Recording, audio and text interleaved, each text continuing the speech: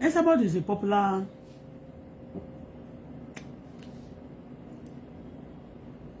one of the crazy speaker in this our cyberspace. She's a Nigerian from Ibadan. She has been long in Dublin. Precisely for the according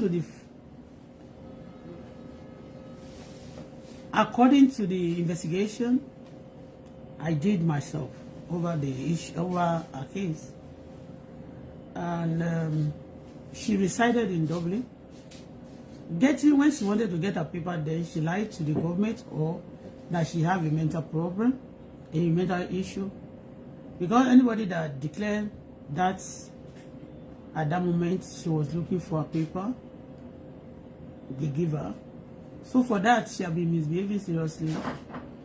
Part of the people, like I talk and abuse some people too. But I have a reason, because people dealt with me back home and I started talking. That's what actually brought us together.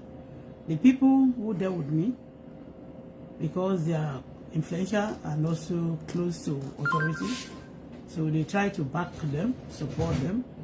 So they know who is the most crazier and the most useless woman on the cyberspace there that can actually attack me or that can stop me. She came, they sponsor her. And today, she lied against me. They've been telling me that I should let go. That is one of those things. It's not one of those things. Yeah. You know, any story and any crime things seen, being recorded in Canada, also the same way in America. So, although a lot of them in that police wave her, they neglect her in Dublin because they check her paper, they see her like it's somebody that is not actually okay mentally. But that's not what they were saying right now. She's pretending. They lie, not only her. What we're saying right now is that she's right now in Turkey. She did her best, she celebrated her birthday. And March was her birthday, but she postponed it to celebrate it in America. I'll be calling the attention of the United Nations, of American government themselves, and also together as a whole, as a United Nations right now, for the trouble we're facing in back home Nigeria. And she speak against some bad thing before, but later she became one of that. What she became what she condemned. So our movement is obvious, showing that something is actually fishy, and we cannot do that ourselves. And that's why I'm calling attention of the government. I reside in Canada right now. I call attention of America too, government. They are part of also United Nations. Nigeria too is part of the United Nations. But I know the people who supporting her back in Nigeria, they are close to power. They may not do anything. They may not react to it. So, but what they are doing, they are trying to do. They are the ones sponsoring her, giving her money, place her on that place to be doing some activities, some criminal activities, running, for them. So I'm calling the attention of the United Nations to do something about, to investigate her. She claims that she's working, but I have a question for her. She been in Dublin for like, according to her, 40 years, 30 something, going to 40 years, according to her. But suddenly, just few years ago, since I came on media, 2019, I came on 2018, but they sponsored her 2019 to back to Nigeria. And before then, those political, Wasiu is part of the people who sponsor, but you know the party Wasiu represents. And the woman, I was shouting then that they used her against me. They took her to Nigeria to shut up me for what I'm saying then. And it's part of it. But now she said, no, that's not the reason. that they actually want to be using her. They say they should come and be working for them. The kind of work she's doing right now, we don't know. I mean, for them that they are pumping money, but they use some people to cover up that. Okay, but when you check her account, not that she have a lot of people that actually going, I mean, visiting her platform like that. She's not the best. But they gave her just systematically to be paying her, putting her in a payroll, and they paying her seriously. She finished spending money in America for the parties that she said she did. And I believe the reason why I'm saying this because I know very well that FBI, American government, they hate fraudsters and they hate people who systematically trying to destroy their system. And I believe every good government and every good country will have to go against such thing as well. She finished her birthday. She couldn't celebrate that birthday in Dublin. If people, she said they want to celebrate her, not because they are nice. It's because they are using her. They have to use that celebration, that birthday, to cover up. They have to use that birthday to cover up for her to be in America. And say, oh, they are celebrating her, they love her fans. Are you telling me there's no fans of Esabod in Nigeria? No, because the agenda, what they are trying actually, what I think, what they are actually trying to do is to, whatever she's taking that thing, maybe money from that America back to Dublin and Dublin to Turkey. And a lot of weapons, a lot of bad things are being spun, transports taken from Turkey to Nigeria to kill the innocent Nigerian. And she have come for me very well. She have destroyed her name, my name. She have dealt with me so much. She choose a lot of story about me and Nigeria and also our neighboring country. They don't take it lightly. When they say such thing about against somebody. She lied when my car was stolen here in Canada. She lied against me. She came on the media to twist the story. And they said that I'm the one that stole car. Is still on the media, cuckoo up to date. When the father of my baby died, they sponsor her. The people who wrote my name on that Google, saying that I'm the one that killed the father of my baby. They also being sponsored by Esabod. You see, my name is still on the Google. And when the day the father of my baby died, they killed the father of my baby in South Africa, sponsored by Nigeria, some people, which people knows. Now, Esabod dragged that man. They did a lot of things. So, another one, Esabod have caused me a lot of pains. And she's lying. And people believe that maybe, also the people who sponsor her too, they got support. Also some people in the system of this place. I'm not saying they may be Nigerian, because we have Nigerian, we have ambassadors, we have people, we have embassy in Canada here too.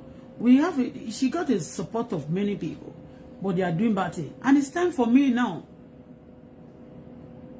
And she have not said sorry, and those people who also wronged me, stole from me, they have not restored, they have not paid anything back, they have not even single. Sorry. And they still disturb me. So, Esabod moved from America, and of recent is saying, we heard that a lot of people, they embezzle money in my country and they store some of it in America. That American government exposed a lot of things.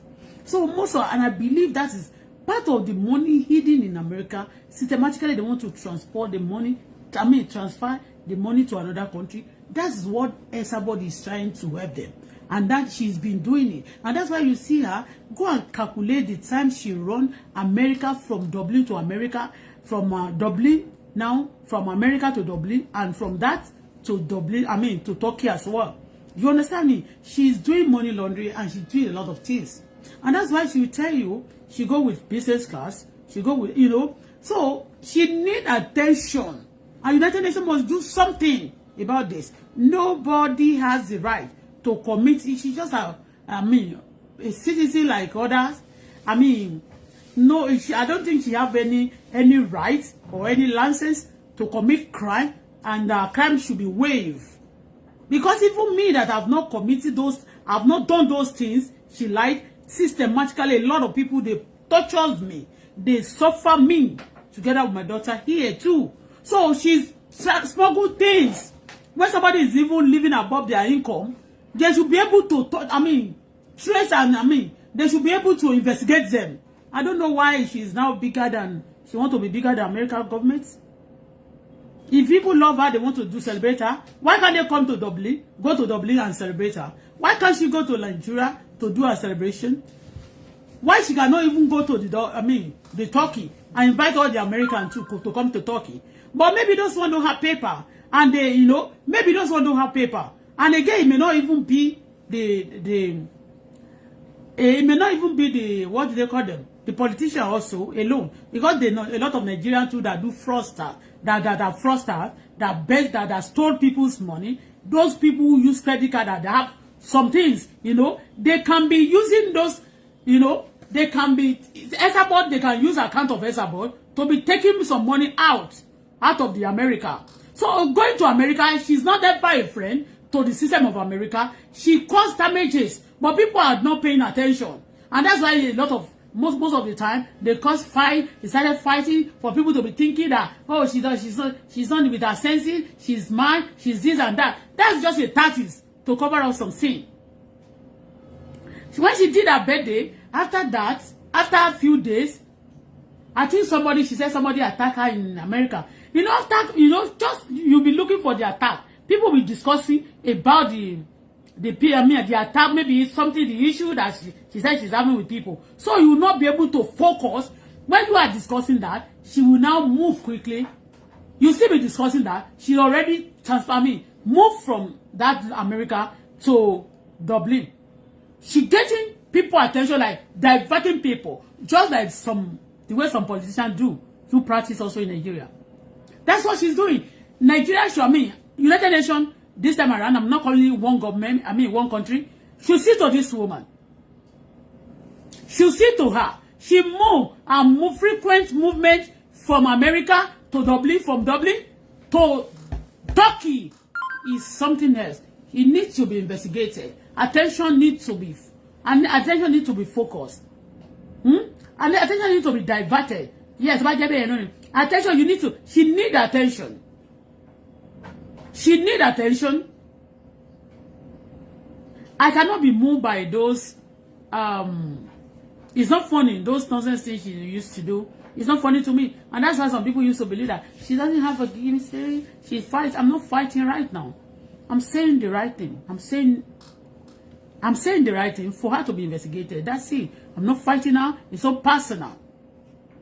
Then when she was busy blackmailing my name, putting some things on my name on the media,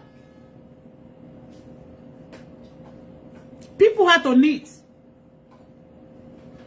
And she's committing the crime now. They're covering her.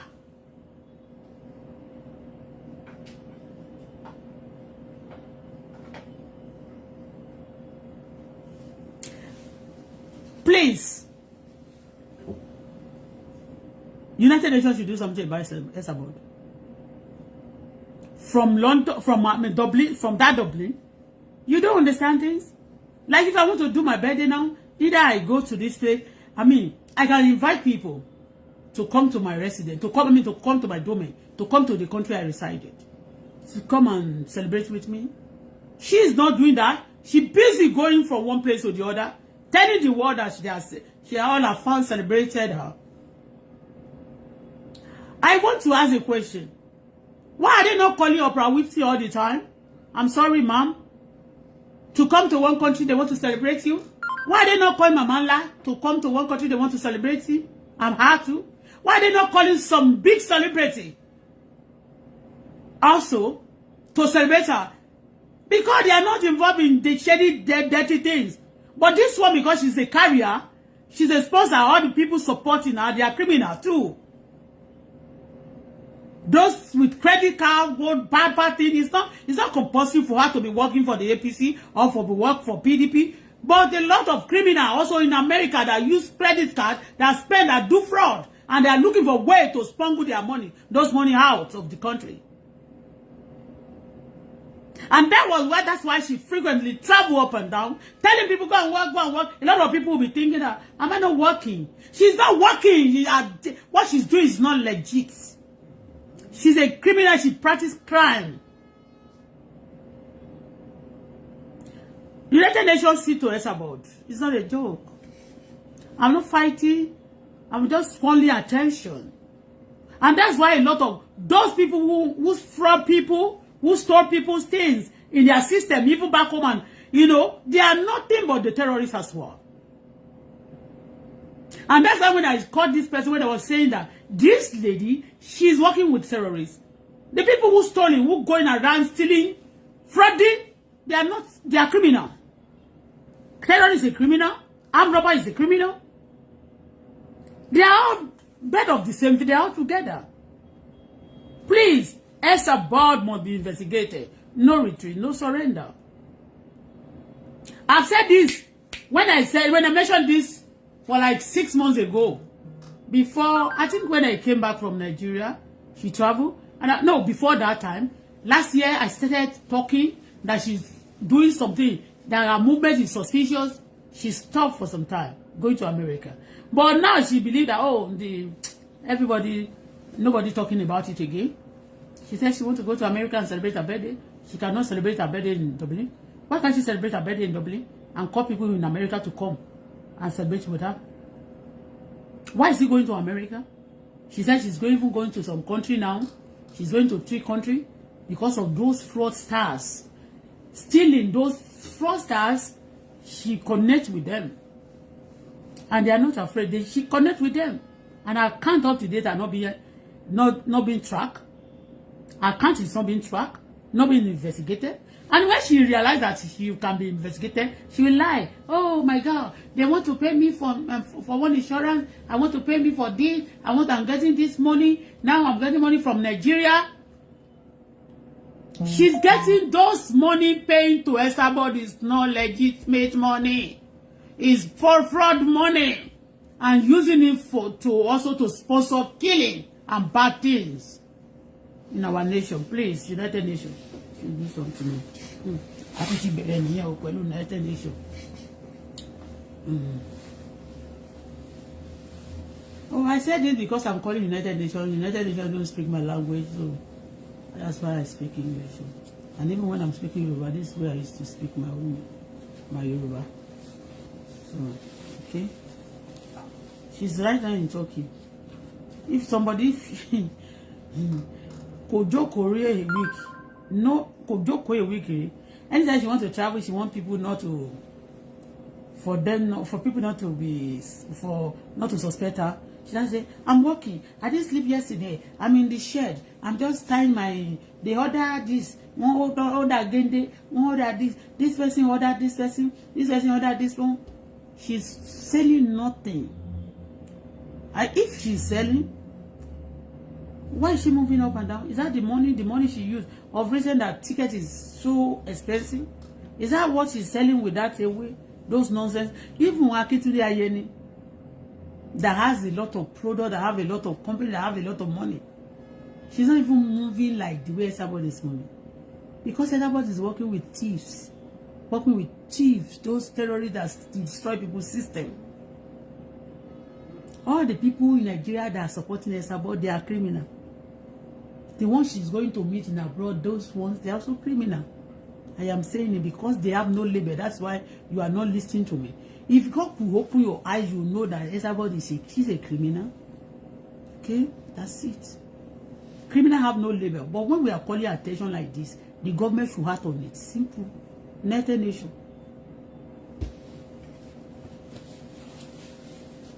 Those who are company in Canada here, how many times did they normally travel for the year, for holiday?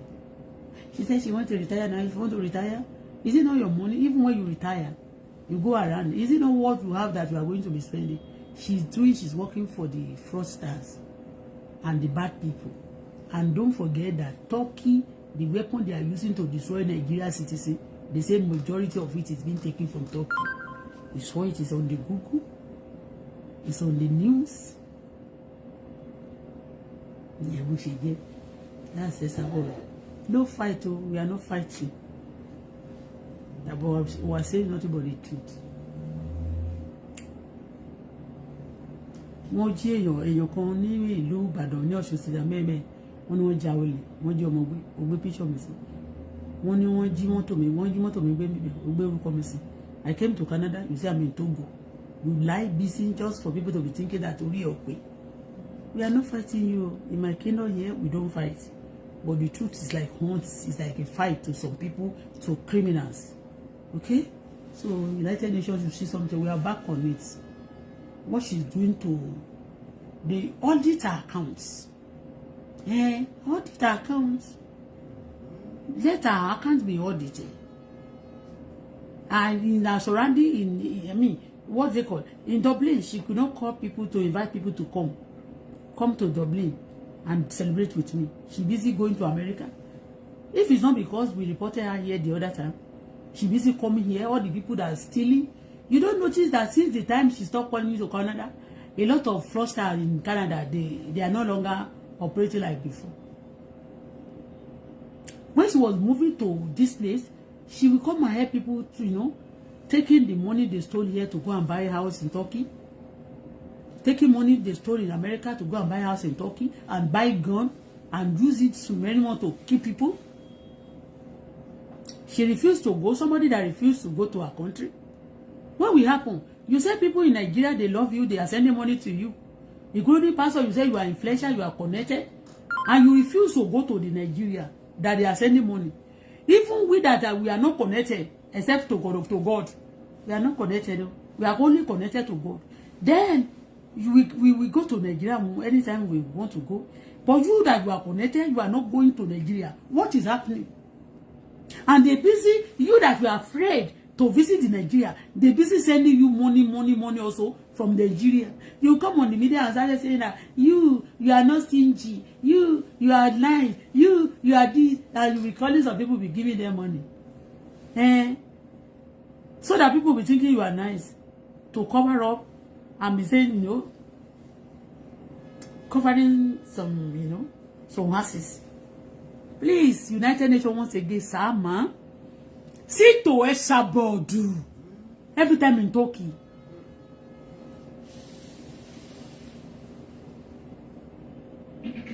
The secretary, what is the name of this secretary self?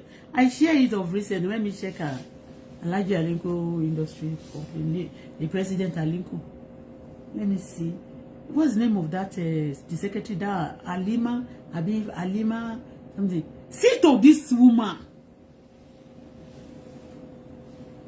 Of recent, she'll be saying, when I come here, she said, anybody in Nigeria, how do you, they will kill them, they will finish, they're going to look for a job. But Esabod was in Dublin for 30 years. She couldn't buy a car until she came on social media. Is she not working in those days that she said she was suffering in Dublin? Why suddenly? And you know that the government is the one giving that she be telling you, you go and work because you are lazy. That's why you are not making money. I'm working. That's why I'm making money. Those years that she's not making anything, that she used to pick coins on the streets, is she not working? What happened to her then? Nigeria about. Please, United Nations help us, make Kona help us, It's not a joke. I'm not joking, serious. You are welcome. So, secondly, I was talking about Akinwumi Ambodi and Absat, the Deputy Governor of Lagos State. So, to me, I've talked about them on my YouTube to this morning. We don't really have time like that. Okay? But anytime I feel like I don't want to waste my energy on things, or once in a while.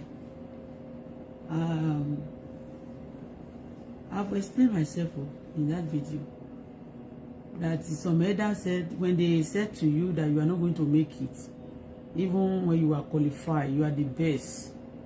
Some elder will stand because of one misunderstanding or because of one issue or the other. They will say, you cannot go. They will now block your way. And what is the issue? Maybe you are not giving them money that they want. You are not giving them the attention they want personally. You understand me? They want to be the one, maybe commanding you, tell you what to do for this, you know. So you must, when they're giving their allocation, you must use their allocation personally on their family, on themselves, and you must embezzle majority, and the country and the states must be going through pain and trouble. So, to me,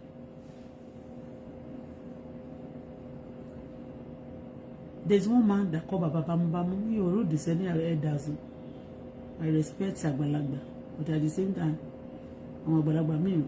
Àwọn àgbàlagbà mi wọ́n ti máa ti ń dàgbà màmí wọn kí mọ̀ nǹkan tó máa ń ṣe mọ́ ìgbà míì náà kẹ̀lé wọ́n mọ̀ nǹkan tó ń ṣe wọ́n kàn ń ṣe bẹ́ẹ̀ náà ni it's part of excuse láti pa irọ́ ńgbà míì pé dementia ni you understand me because mo ti mọ àwọn ọkàn tó yẹ pé wọn tẹ̀ tí dàgbà tó stage tó ń wà ẹ̀ tó ń bá pa irọ́ tó bá tún dọ̀la wọn á tún change ẹ̀ okay so to me when I'm out there I want to compare now tá a bá fọmọ owó mọ a máa lù kó pa o ṣùgbọ́n ẹ má pa ọmọ kọ́mọ tí ó bá ti ṣe dáadáa náà. But to me, Ambode, when he was there, he offended the elders, as our evil president said then, when he was still the chairman, or I mean the Afobaje of the party. They said the elders, and the elders have showed them face now, themselves that, okay, we are the one that was there. I said it on the media then that, to be sincere, but the Ambode did a great job. Because Bible, Yoruba says charity, ilé láti ń kẹ̀ṣọ́ ròde. Yoruba ló sọ bẹ́ẹ̀. And Bible said charity begins at home. No. English says charity begins at home. So if you are a good child, you can do good at them and they will pay you back with evil. You understand? They can pay you back with evil. But if you're a good child, you can be able to point that this is what I do to my family, my people, my siblings, even when I was there. Okay? So Ambode, you can point that Ambode is not doing a prayer alone. Every part of Lagos State was touched. Yes. But the elders, some people sat down, they decided, because of what? Because of money. Then, this story, maybe you just started Facebook or you are just here, but for people who have been on Facebook for the past 10 years, or if you just clock 18, it may be strange to you.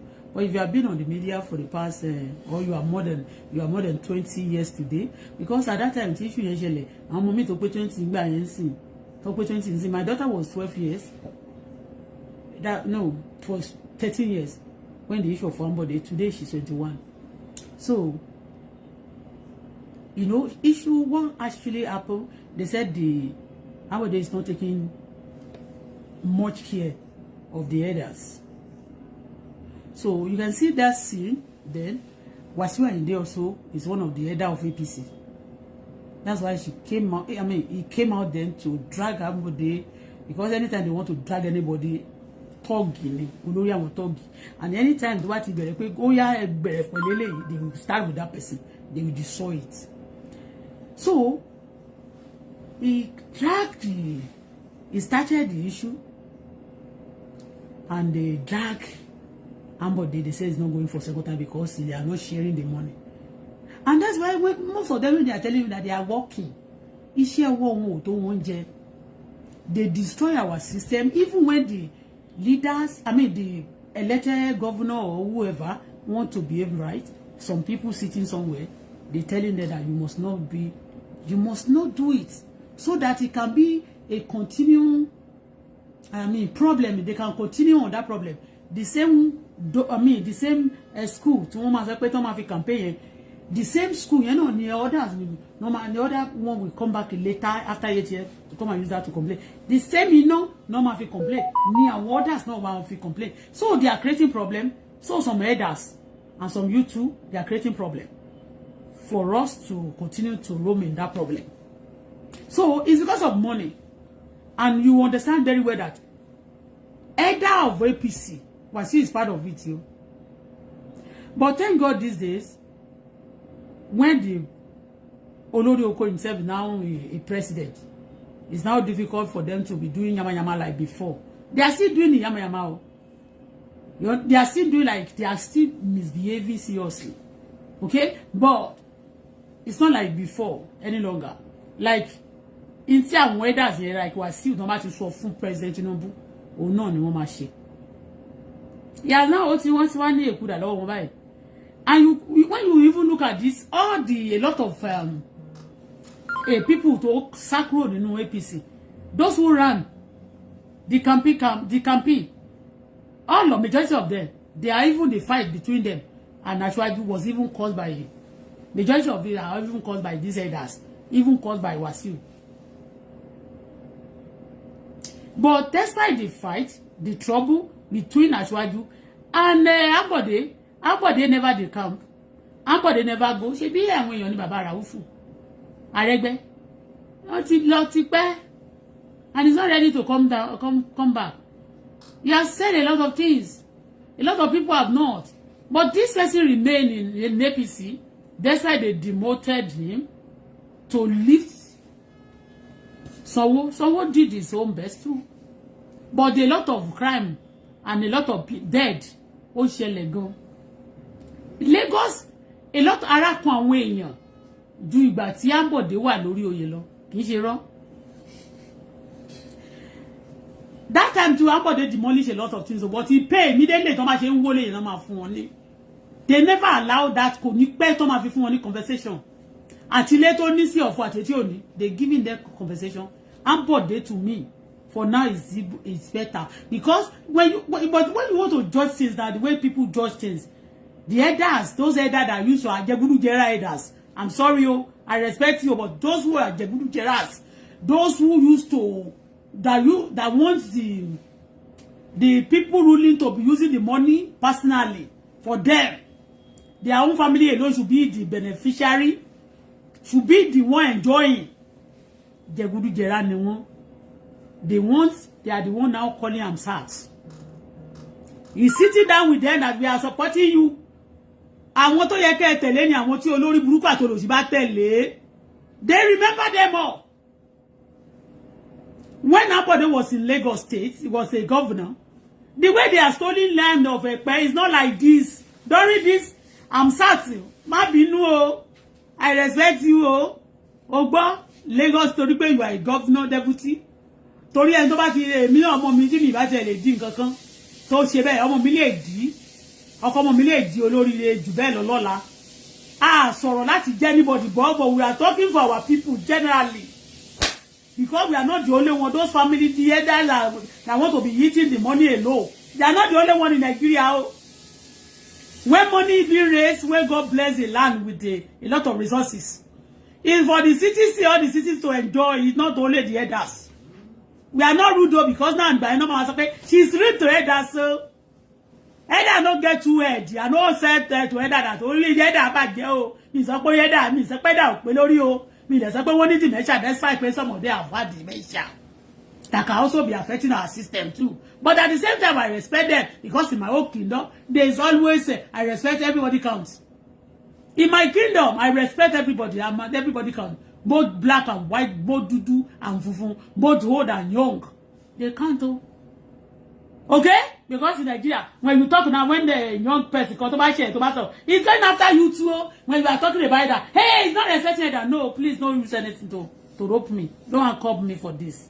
Please, I just want everybody to be okay. Because in Canada, in America, they make everybody, the school, they make it open for everybody. That's why you see us. The Africans, we run abroad to go and be, any school that the prime minister's son or daughter is going, my daughter too can go there. The market they go, me too can go. The same market, Lama Jojolo. We can even ride the same. If I see any minister going to ride any car, I can go to the market and ride it. If you just talk in Nigeria and say, hey, I should see first lady, what you made a Ferrari, made a like they will see you like irú aṣọ tèmi wọ̀ ni wọ́n fẹ́ wọ̀ and wọ́n lè ní kó lọ pa ẹni yẹn sọnù. But that's not what we are saying now. I'm just telling you that during the Ambode, everybody, the youth, they enjoy, but the elder cry.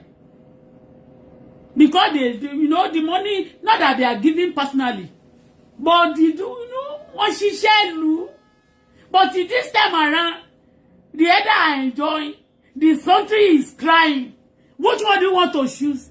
I love Kiloruke. It's close to us somehow. Ile wo jìnnà sílé father in-law mi yẹn gbogbo wọn náà need their family. You understand? But I'm saying it because I don't want beggar to be much in the street.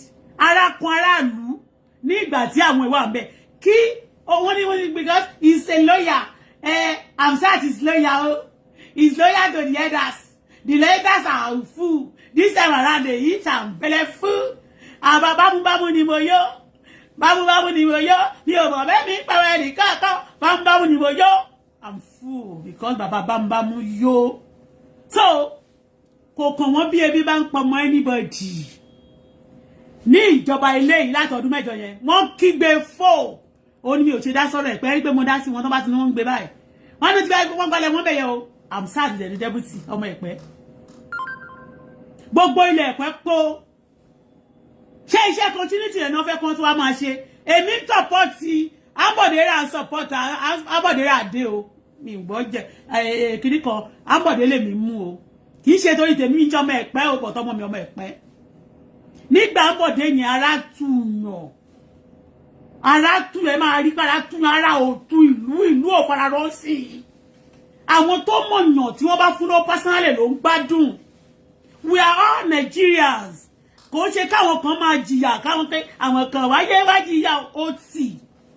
Ambode bọ̀dá yìí Amsat ọmọ Ẹ̀pẹ́ náà lẹ́yìn méjèèjì.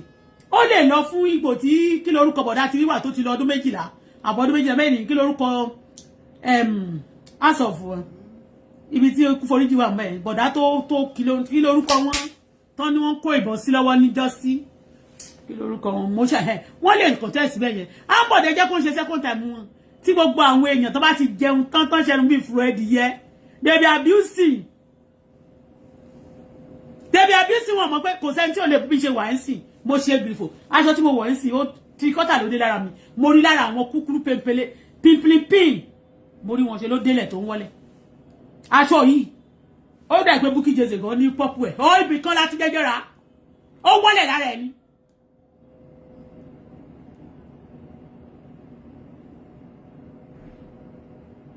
bọ̀tẹ̀ mi sì ti kọ́tà ló dé lára mi torí pé mo ga mo dẹ̀ tún sọ́ra kì í ṣe pé mo sọ́ra nìyẹn ẹ ti rí bí ń ṣe rí náà nìyẹn bí ń ṣe rí nìyẹn wájú mi àti wájú àtẹ̀yìn mi bó ṣe rí nìyẹn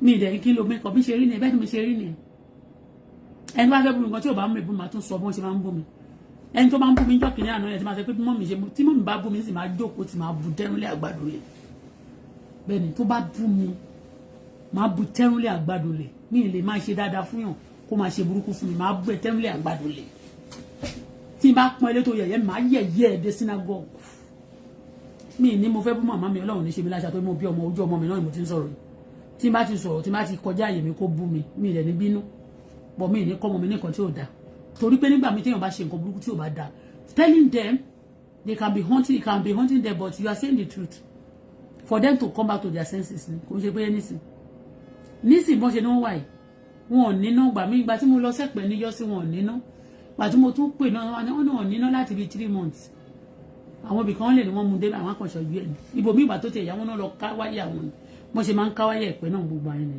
ẹni tó dẹ̀ wá láti Ẹ̀pẹ́ yẹn máa jẹ́ deputy governor máa wá láti Ẹ̀pẹ́ ní gbogbo ìgbà tó bá ti wá sọ pé deputy governor wá láti Ẹ̀pẹ́ tí wọn ò níná tí ìkọ̀kọ̀ ṣe yẹn ìgbà yẹn náà máa sọ pé ní gbogbo àwọn ẹ̀dà máa gbárùkù ti ẹni yẹn èyí tó bá ti ní wọ́n fẹ́ ṣe gbogbo nǹkan dáadáa tí gbogbo ìlú máa benefit yẹn ìgbà yẹn náà wọ́n máa complain pa wọn you be witch or be na you be wizard either na wizard abi na witch dem be I don't understand either are they witches or wizard because witches and wizards too are terrorists I don't understand.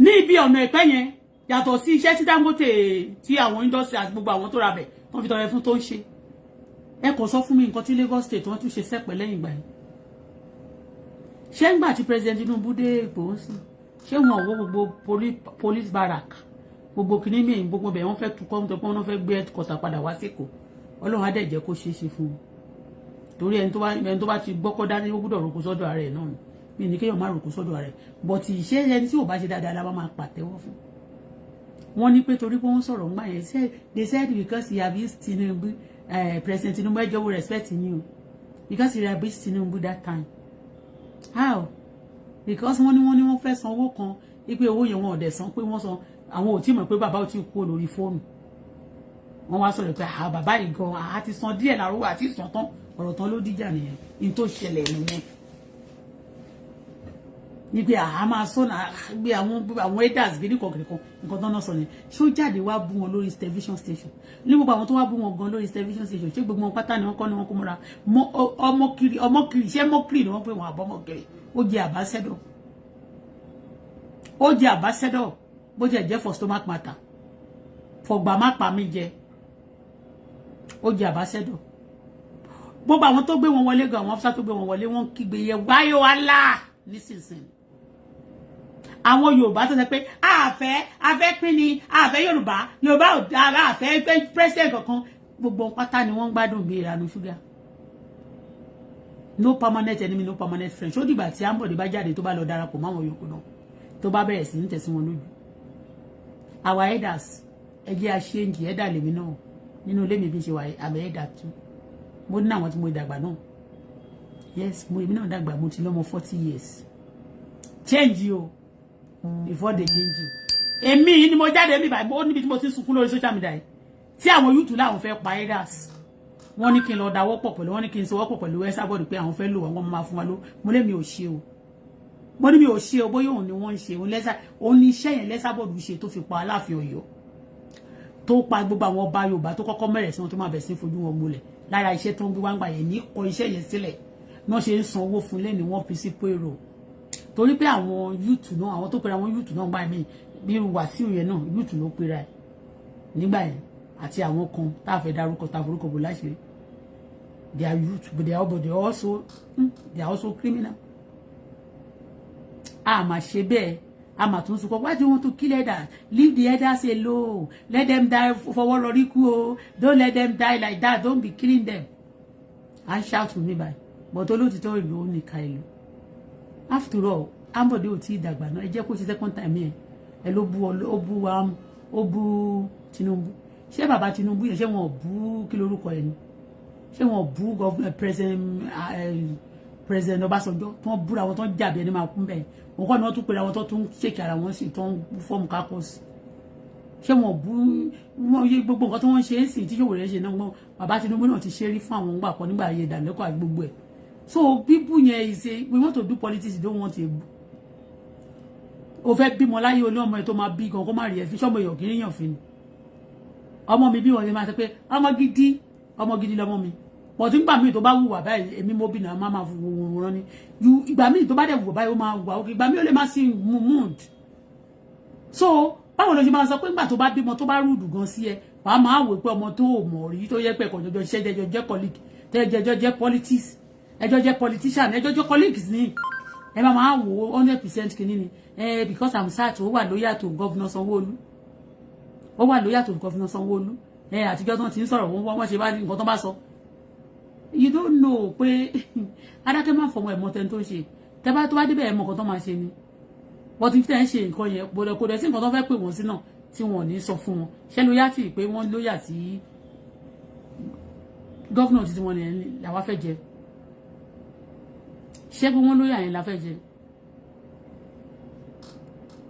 ṣé òun ló máa fìdí wa Nàìjíríà àwọn elders yẹn support wọn náà fẹ́ jẹ́ ń sìn so that tó bá ti débẹ̀ sí gbogbo ẹ̀dà tó support wọn máa kọ́kọ́ lọ set gbogbo àwọn ọmọ wọn ló máa kọ́kọ́ ríṣẹ́ gbogbo ilẹ̀ ní tí wọ́n bá sọ pé àwa ní allocation báyìí nǹkan báyìí tiwa lẹ máa kọ́kọ́ approve you be doing that they are using that to favour some people and gbogbo ìlú dẹ̀ máa wà rọ́tì ni nítorí ẹ̀kọ́ ń ṣe náà ni ẹni tó máa build gbogbo ìlú tó yẹ pé máa kó gbogbo àti gbogbo wa máa sọ pé a máa dìkan gbogbo ò lè dolówó ṣùgbọ́n at least wa máa ní little benefits ó ṣe pé ká máa wò pé ṣáwọn ṣayé wa ni àwọn èèyàn wo Nàìjíríà bí pé wọ́n ṣayé wa.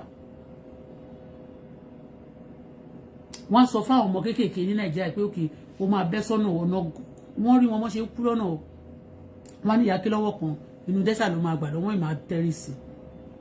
ọmọ Canada wo ni yàtọ̀ tí wọ́n bá jí gbé wọn ò lè wọ́n bá jẹ́ ọmọ Canada gbé gan wọn ò lè gbé kọjá bọ́dà kó tó di pé aláàmù kó tó di pé wọ́n máa rèsì aláàmù tí gbogbo ìlú tó máa ti rán tó máa ti nù. ẹjọ́ ìṣòro Ọlọ́run irú Mr. Hamzat mo I like him. It's not for anything. It's from Ẹ̀pẹ́. Amode too is from Ẹ̀pẹ́. Mo wá rí báwọn kan ṣe ń ṣe ẹnu játijàti tí wọ́n fẹ́ máa sọ̀rọ̀. Àjàjà mi láì mi ṣe láì Bísóyè tè láti ọjọ́ ìbá mo ti hate Bísóyè. Mi hate ẹ̀ bọ̀ mo kọ̀ dislike ẹ̀ náà ni pé kò máa níjọ́ yìí ó máa búyàn kan torí anybody ò ní monopoly ọ̀ kò sẹ́ni tó gba lancet wèrè ní ọwọ́ mi báyìí. Ẹni tó lè gba àwọn bí Esabod tó gba lancet wèrè àtàwọn tó purọ́ ní Dublin tó ń gba lancet wèrè yẹn wọ́n regret ẹ̀ lẹ́nu. Ó ti ẹ̀ gbá gan orí àwọn òun yẹn ló bá ti lò kì í ṣe lórí wa.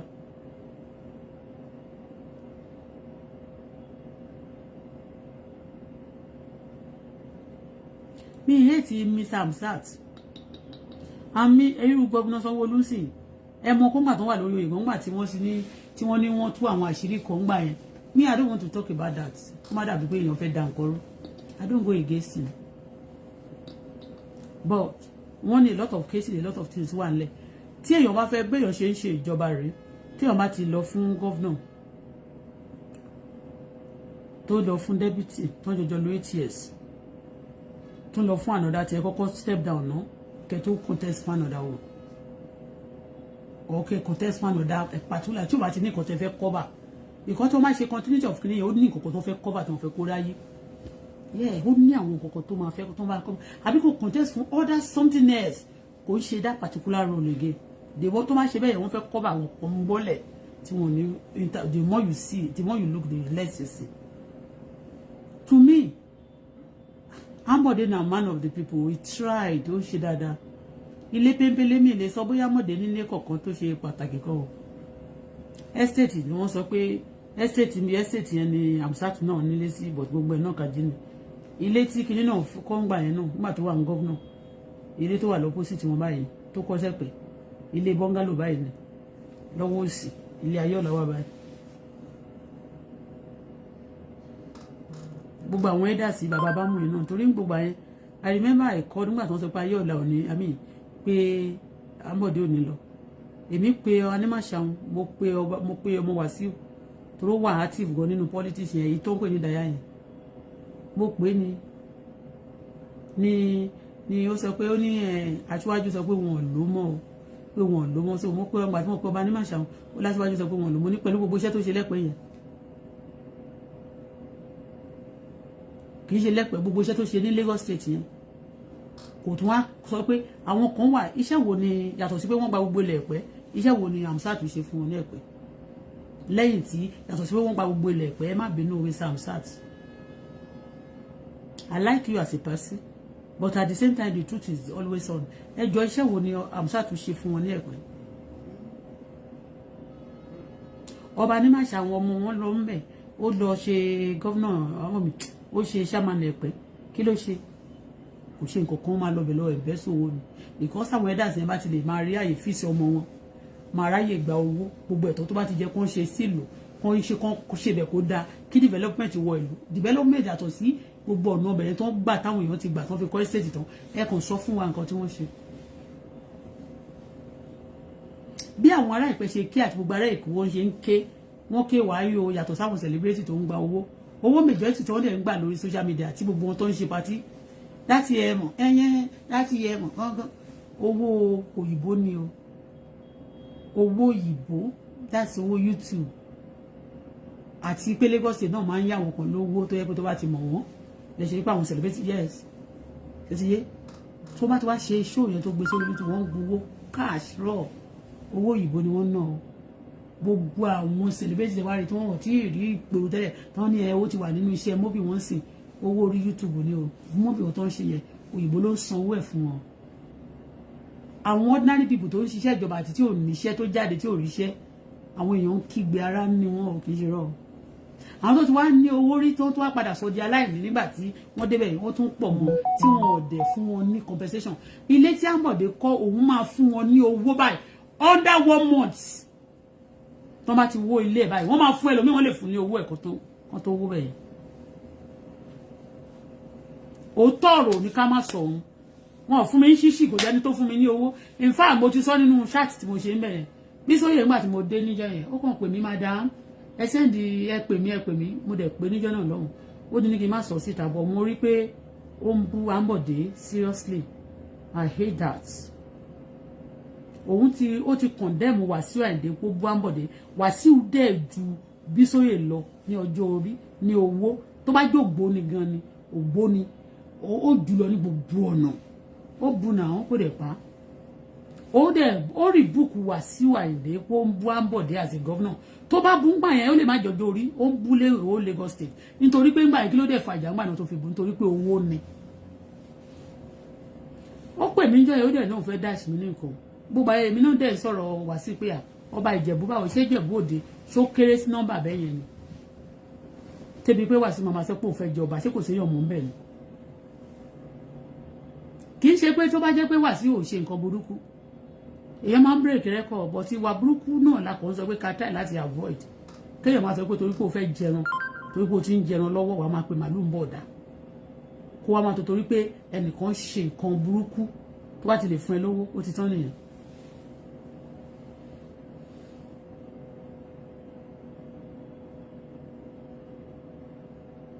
Bísóyè rí búùkù Wàsíù with no apology gbogbo ayẹkẹdẹ ó dẹ̀ máa gbé picture aṣáájú bọ́ọ̀dù méjì tó gbé sẹ́yìn àti ti ibìkan fún Sanwó-Olú ló máa gbé sẹ́yìn nísìn Tamsat ló ti ọgbé síbẹ̀ wọ́n sẹ́ndì owó sí ni wọ́n sẹ́ndì owó sáwà toró ti sọ nínú ṣáàtì kan rí pé owó lára owó tó ń fún un láti state wọ́n fi àwọn Lagos State àwọn kan sí orí payroll ni àwọn kan dẹ̀ ń kígbe because ẹni tó bá bìlì pé ó lè tú wọn láṣìírí àbí tó lè dojú wọn ìyẹn ni tó bá ti bú gọ́ọ̀mẹ̀ntì wọn fẹ́ kó bú wọn fẹ́ pa wọn lẹ́nu mọ́ ní tèmi o èmi pìfẹ́ Ambode ó ṣe bó ṣe ń ṣe ẹ̀pẹ́ ló ṣe gbogbo Lagos ó ṣe Badagry gbogbo ọ̀nà ló ṣe gbogbo ìlú ló ń ṣe àwọn youth tún ríṣẹ́ ó create job opportunity gbogbo nǹkan tó fẹ́ ṣe ẹ̀pẹ́ ńgbà yẹn náà yàtọ̀ sí pé kó ń gba ilẹ̀ tó kù yẹn kò sí kankan tó continue wọ́n ní nọ́mbà yẹn náà kò sí nọ́ọ̀sì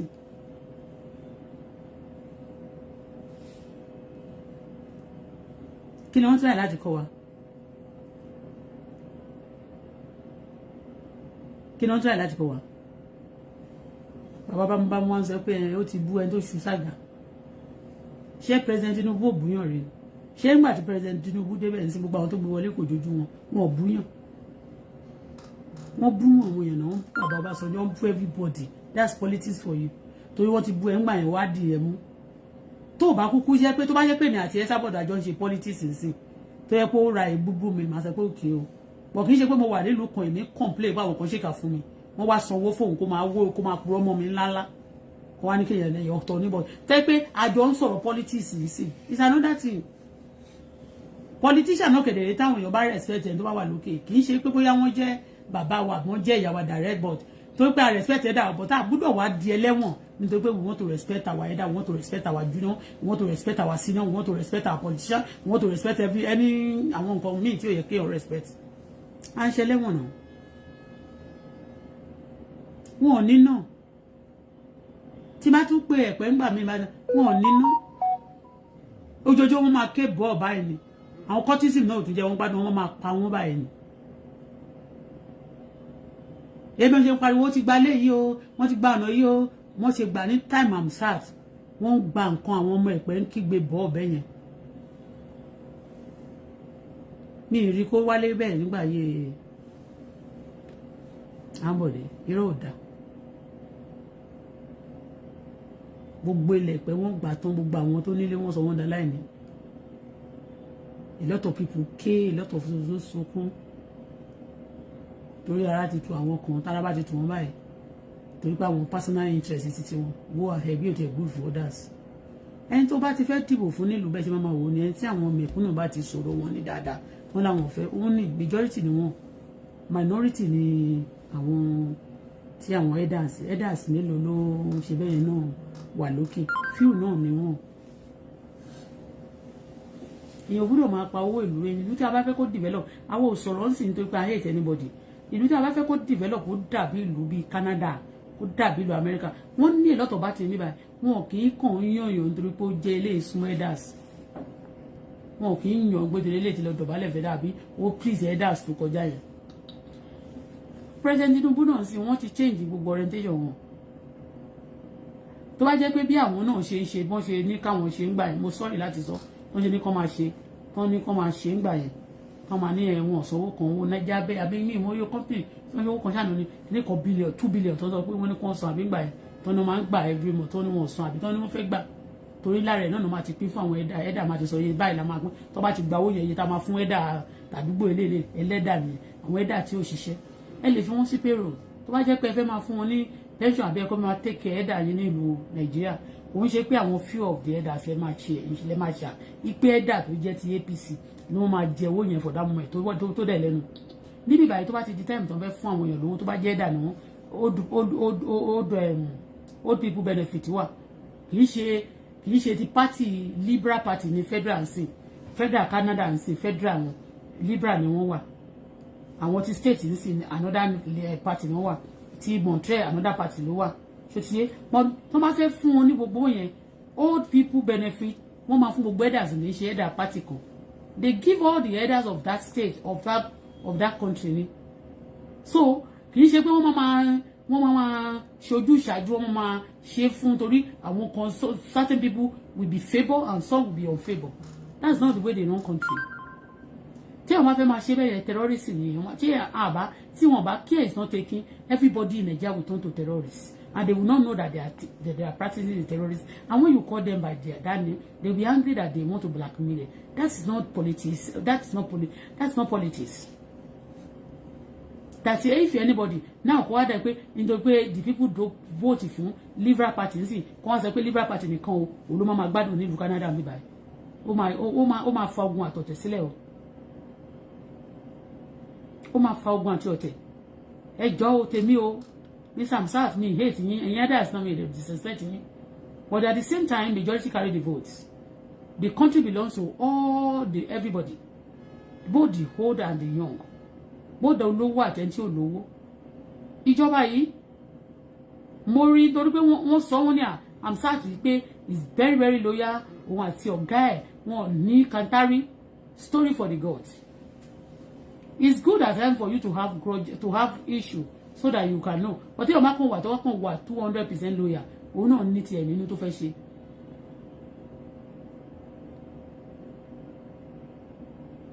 ẹjọ́ ẹ torí Ọlọ́run Bísóyè fúnra rẹ̀ àtijọ́ yẹn báyìí Bísóyè mo máa ń pè náà mo dẹ̀ máa ń ṣe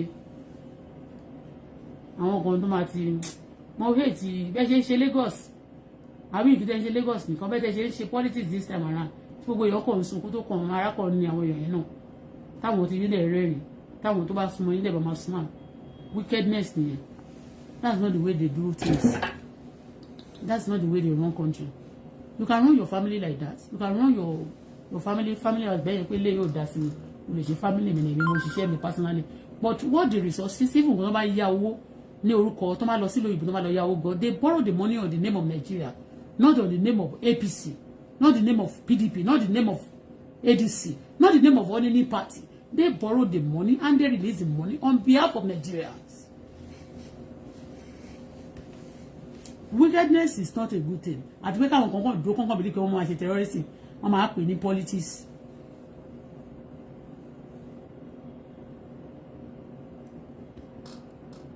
Nísìnyí bí àwọn elders náà bó ṣe fẹ́ máa ṣe bí gbogbo politics àti gbogbo all this terrorism that is going on tó ń sọ pé àwọn military kan wọ́n ti fẹ́ǹsì nínú gbómi tó ń ti rí resources ìgbà ẹ̀ tó ń sọ di titi wọn.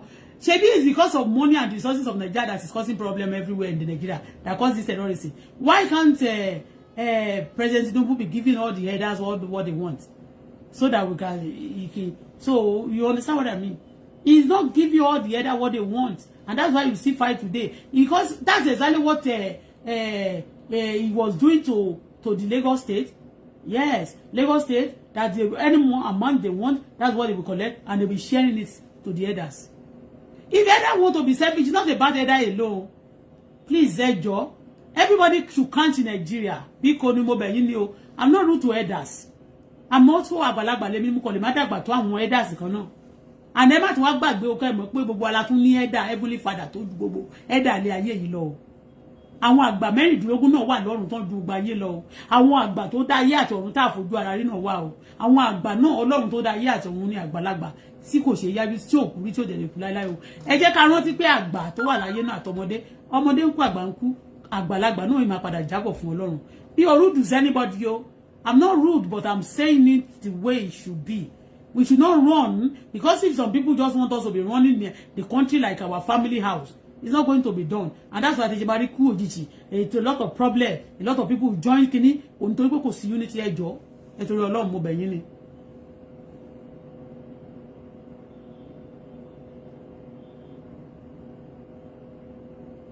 Okay, Bola Nelson, thank you. Ade Folawe, thank you. Michael Taye, thank you. Abosede, Patricia, William, thank you.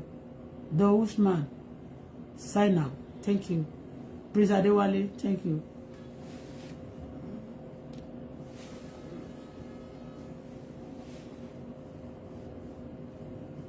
Sarah is fine. Only good evening and happy weekend. What of just of me? She's fine. My regard to her. God bless you. Thank you. I'm grateful. Ẹjọ́. Téèyàn bá tí torí pé tí máa wo bí ọ̀gbẹ́ni dash mi lówó náà. Mi tí ẹ mo kàn pé ní ọjọ́ yẹn ni. I talk about nígbà tí ó ń sọ̀rọ̀ pé ẹnìkan ti bú Tinubu rí. Bísọ̀yè náà sọ ń jẹ́ pé ẹnìkan ti bú Tinubu rẹ̀. Kò sí permanent friend. Kò sí permanent enemy nínú politics. Mo wá sọ ń jẹ́ ìgbà. Ṣé bí gbogbo àtàwọn àgbẹ̀ Tinubu ìsókè? Ó máa bú Tinubu gbogbo ajúwe mi àti báyìí ni mo ti fún ní ajúwe of Nigeria. I mean, olùpìtàn of Nigeria. Ni mo ti máa ń pè tí má ti rí báyìí tó bá kọjá wájú mi. Wọ́n mọ̀ ṣe wá síwájú mi. Ẹ̀rù ò bà mí mọ̀, but mo kàn believe pé that opinion ti ẹni. I say what's my opinion ti mi. But ó ti bú Wàsíù nínú ọ̀rọ̀ yìí. Ó ti torí Akínwùmí ó bú Wàsíù gbà yẹn pé kò lè jọba. Pé kò tọ́ sí. Torí pé wọ́n ti wá fún ó dẹ̀ mo dẹ̀ gbọ́n gbà tó sọ pé kí ẹnìkan sọ fún kí Tinubu kí wọ́n fún un lówó kó send owó sóhun to governor of Lagos State. Wọ́n send owó sí mi. But ó pè mí jẹ́ yóò dẹ̀ ní madam, how are you? Money fine. They send account number yín sí mi. I was surprised. Ó dẹ̀ fún mi lówó. Since then mo dẹ̀ máa tó bá sọ̀rọ̀ gan mi ìfẹ́ sọ̀rọ̀ sí ó bá gbé iṣẹ́ mi á dẹ̀ send sí mi. Ó kẹ́ jẹ́ ká jọjọ́ máa ṣe nǹkan kájọ túlù ṣe ni. Wọ́n dẹ̀ di pé nísìn á dẹ̀ di pé làbúrò Akínwùmí kí ló ń bọ̀ wá ṣe níbẹ̀ yẹn kí ló gbàgbé síbẹ̀. Ṣé bẹ́ẹ̀ jẹ́ family house anybody ni? Sójà gbogbo sójà kọ́ mi ni but òun sì ní 8 years. Ó dẹ̀ ṣe dáadáa apart from pé wọ́n sọ pé owó tó ń béèrè fún àwọn elders in Lagos State wípé kò san owó yẹn pé àbí ó sọ̀rọ̀ ó wá sọ pé bàbá ìgò ti ń níhun lára òun máa sán náà gbogbo lot of things tá a fẹ́ ṣe nǹkan tó ń lò sọ nìyẹn ó tán ìyẹn ò dẹ̀ tó ẹ̀ṣẹ̀ ṣé nísìnyí wọn gbogbo wọn àwọn ṣé gbogbo àwọn tó béèrè owó lọ́wọ́ president Tinubu gbogbo nǹkan tó ń béèrè ni wọ́n ṣe gbogbo àwọn tó gbé wọn wọlé nílé Haúsá kọ́ ni wọ́n jojú wọn ni Yorùbá tó ń gbádùn ní síta ń tu bọ́ ayọ̀ béèrè àmì ṣúgà majority they don't even believe in him at all àwọn Haúsá tó believe nínú wọn nìyẹn wọ́n jẹ̀yà sí. So téèyàn bá sọ̀rọ̀ pé okay ẹ má jẹ́ àpòwó àpapín bí president Tinubu náà bí ó ṣe wá dìjà táwọn ẹ̀dá ń jà sí ẹ má jẹ́ àpòwó àpapín mọ́ ẹ jẹ́ ká fowó ìgbogbo nǹkan tá a bá ṣe ẹ má jẹ́ kó gbogbo mineral resources ẹ má jẹ́ aṣọ di personality wa ẹ jẹ́ àfi túlù ṣe òun ló dìjà láàrin wọn ló wà lára àwọn kan tó ń dìjà sílẹ̀ tí terrorist ṣe fi pọ̀ burúkú wọ́n ti rí sí fi gúnra wọn o wọ́n ti wá mọ̀ sí gbà yẹn wọ́n sí ní power for long ó dẹ̀ lè má yé wọn gbà yẹn ó dẹ̀ ti tún yé wọn jù bẹ́ẹ̀ lọ ni òkè ọmọ máa capitalize lórí yẹn pé wọ́n ti jàrí o wọ́n ti sọ̀rọ̀ wọn rí o wọ́n ti gbé wọn débẹ̀ rí ṣé wọn ò ṣe nǹkan rí ṣé orí téèyàn bá ṣe nǹkan Ọlọ́run lè máa rí gbọ́ ọmọ mi tó bá ṣe nǹkan gbà mí ó kò tiẹ̀ wá wò pé àyìn tọmọ yìí ṣe dẹ̀ ó dẹ̀ dùn mọ́ mi lónìí into mistake ẹ̀mí ti wá ní orí mọ́ it happen tó bá ti fẹ́ yí bẹ́ẹ̀ ni òun mo yẹ sọ pé kò sí ọmọ rẹ kò sí níbi kankan lọ́run nìkan ló da àwa gan à ń ṣe ìyá rẹ kọ́lọ́run ṣe wá ní ìyá rẹ ni àwọn bàbá rẹ gan ò sí láyé ọlọ́run ní kó bá wa ṣe wọ́n ní bàbá dáadáa ọlọ́run nìkan ló pé ló dẹ̀ da so ìgbà tó bá ti wá di pé ìwọ̀n nǹkan tó bá ṣe tó gùn yẹn ẹ̀yin kan ẹ máa sọ fún wọn gbà pé wo mi ẹ jẹ́ ká fi ego sílẹ̀ nínú gbogbo nǹkan tá bá fẹ́ ṣe ń sìn ká má bàa ṣẹ̀ sí ọlọ́run torí tá bá ń lo ego wa ń gbà mí a máa fara wa destroy nǹkan tá bá ṣe a bá lo ego wa pé agbára mi bó ṣe tó pẹ́ẹ́ni máa ṣe ṣe èèyàn kàn máa ba nǹkan jẹ́ fúnra rẹ̀ ni wàá kọ́lé náà tó wàá dẹ̀ tú fúnra rẹ̀ bọ́ tó bá wo nǹkan tọ́mọ yẹn ṣe wá kàn pé ẹ wo ẹ̀yìn ẹ̀dá ṣe ẹ wo iṣẹ́ tọ́mọ yìí ṣe bí arún lọ́bẹ̀ ní alẹ́ máa purọ́ fún wa tá a bá fẹ́ kàn pé ọmọ yìí ó ló lè ṣe tó bá dẹ̀bẹ̀ ó máa ṣe ọ̀nà ó máa ṣe dáadáa a máa lálàáfíà tó bá dé tán nǹkan tẹ́ ẹ sọ fún ìlú ọ̀tọ̀ nǹkan tó máa sọ kò fún wa lówó tó pé tó kò fún wa ní nǹkan tó ṣe kó máa lówó yẹn fún personal use káwọn èèyàn máa gbádùn àwọn kan máa gbádùn káwọn kan máa jìyà kò dá o ẹ jẹ́ ká ṣe bó ṣe yẹ kó rí kó orílẹ̀-èdè wa káwa náà tẹ̀ yé pariwo lójoojúmọ́ káyé máa fi iná ká má yé máa fi campaign mọ́ terrorism náà fi ń campaign sí pé if you vote me I'm going to conquer the terrorists for 3 months. If you vote me, tell you know, if you do this for me, I'm going to do the road. I'm going to do this thing is just a normal thing. Tó bá ti ní local government ní ìlú ẹ, normally gbogbo state yẹn, àwọn tó bá ti jẹ́ engineer tí wọ́n gbà torí wọ́n ní àwọn kan tó ń gbowó lórí wọn pé ojú ọ̀nà tó torí títì la ṣe gbà wọ́n eléyìí wọ́n máa tú títì ṣe wọ́n máa ta títì. Wọ́n ṣiṣẹ́ yẹn wọ́n dẹ̀ ń gba salary. Let us rule Nigeria like a country, not a like a bí pé no rule ilé àbò rule oko àbò rule yàrá kan àbí family house èèyàn.